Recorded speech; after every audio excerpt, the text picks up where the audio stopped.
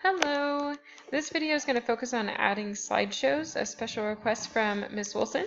And so I am on the early childhood page, and it looks like she's got the pictures on there, but when I go to preview the website, so this is like what parents and everybody would see, the pictures don't go through on their own.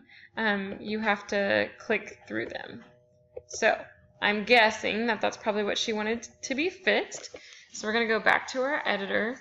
And it's kind of deceiving because it does say slideshow here, so it makes you think, oh, this is going to be a slideshow, but you do actually have to change the settings. So that is kind of confusing. It did take me a while to figure that out. So anyways, these are cute pictures.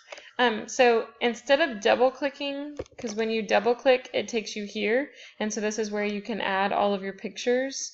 And I don't know if you noticed this, when I was clicking through the pictures I could see, but like when you click on these pictures, not all of them had a title. Where's one that did? Oh, okay, like this one right here. So this title, if you didn't want those in there, you just have to go through and take them out.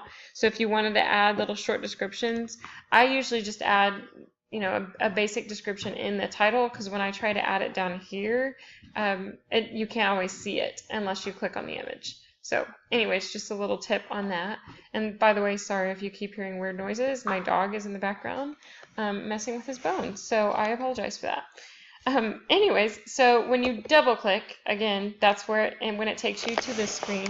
But to actually change the settings to make it a slideshow, we have to go to settings. And how we do that is, I'll click out of it so you can actually see, but you just click on the slideshow and then click settings. And it probably took me, 5 slideshows before I figured that out, and then I had to go back and change things. There's also another trick that I'll show you in just a minute. So right now, you don't have the option of autoplay, and that's what's going to make it look like a slideshow. So you just need to click autoplay. So I'll keep it clicked for you. And so you can go in here and you can decide, do I want 5 seconds between each picture? Do I want 3.5 seconds between each picture? So I'll let you go in and change that. I'll just leave it at 3.5. And then you have more options down here. So up here you have transitions. So horizontal, do you want them to slide across like that, like an iPhone? Do you want them to crossfade? Do you want them to go out and in, vertical, etc.? So like I'll just click on crossfade so it gives you a quick little preview, so I don't know if you caught that over there or not. And like out and in. Oh, there goes my home phone ringing, so I apologize for that. But as you click through these, you can just kind of see what it does. So I'll just click on out in, and I'll let you pick what you want. Down here at the bottom, this is my favorite setting. I hope that phone stops ringing soon. I'm actually dog sitting for my in-laws. Okay, I think it's done.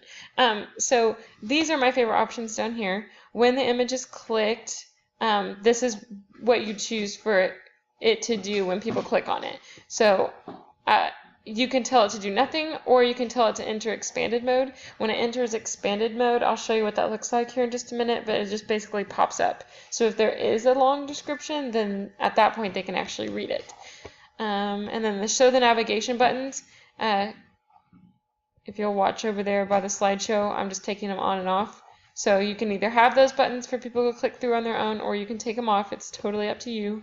You have them on there, so I'm going to leave them on there in case that's what you wanted.